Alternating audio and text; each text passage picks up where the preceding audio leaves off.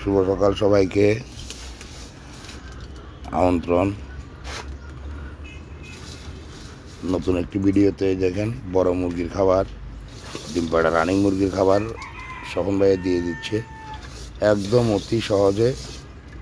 এই যে খাবারগুলো তৈরি করা হইল, যেমন এখানে সিদ্ধ করা পাতা আছে, ধান, গম, ভুট্টা ভাঙা লেয়ার লেয়ার, তারপরে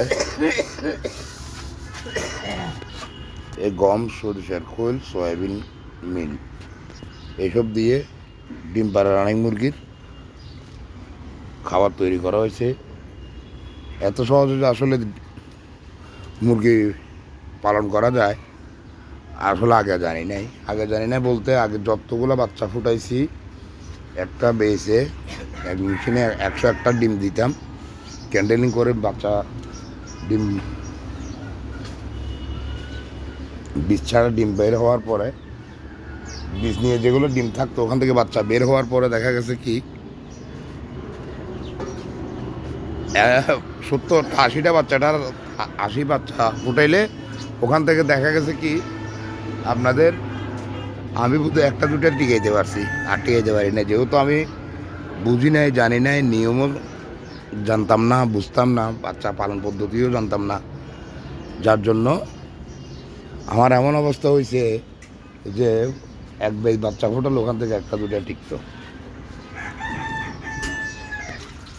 এই যে দেখেন এটা এই যে এই লুম একটা খায়, এখান থেকে লুম খাইয়ে গতকালকে দুর্ঘটনাবশত আমার 8টা বাচ্চার মধ্যে একটা বাচ্চা মারা গেছে। তো এটা নিতান্তই অ্যাক্সিডেন্ট। তো এটার জন্য আসলে খুবই কষ্ট লাগছে। যাই হোক, বাচ্চাগুলোকে বোর্ডিং শেষ করে যখন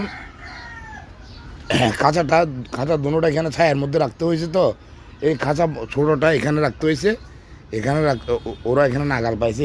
এই যে লুম, এই যে এগুলো একটা খাই মারা গেছে।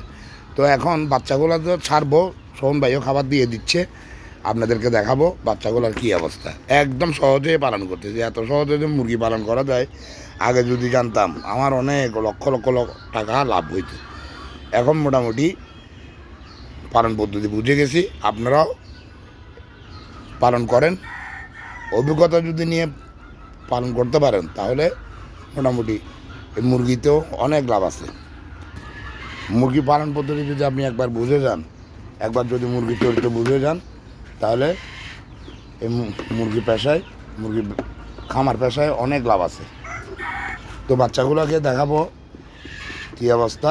দরজা খুললে আপনারা সাথে থাকুন, বাচ্চাগুলোকে দেখায় আপনাদের কাছ থেকে বিদায় নেব। খুবই সহজ পদ্ধতিতে আপনারা দেশি মুরগি পালন করতে পারবেন যদি ও চরিত্র বোঝেন। আমার তো বেশি সময় লাগে না, এই যে সকালে আধা ঘন্টা সময়, এই যে সোহন ভাই খাবার দাবার দিয়ে চলে যাবে, আমি ঘোরাফেরা করবো, আবার দুপুরে আধা ঘন্টা সময়, বিকেলে আধা ঘন্টা সময়, মোটামুটি খামারে বেশিক্ষণ সময় দিতে হয় না যদি আপনি পরিস্থিতি যদি বুঝে যান, ওদের সাথে যদি আপনার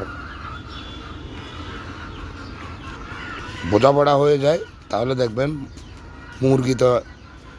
মুরগি আপনার কথা শুনবে, মুরগির রোগ অসুখ বুঝবেন, সব কিছু বুঝে যাবেন। এই যে দেখেন সোহন ভাই মুরগি ছাড়লো,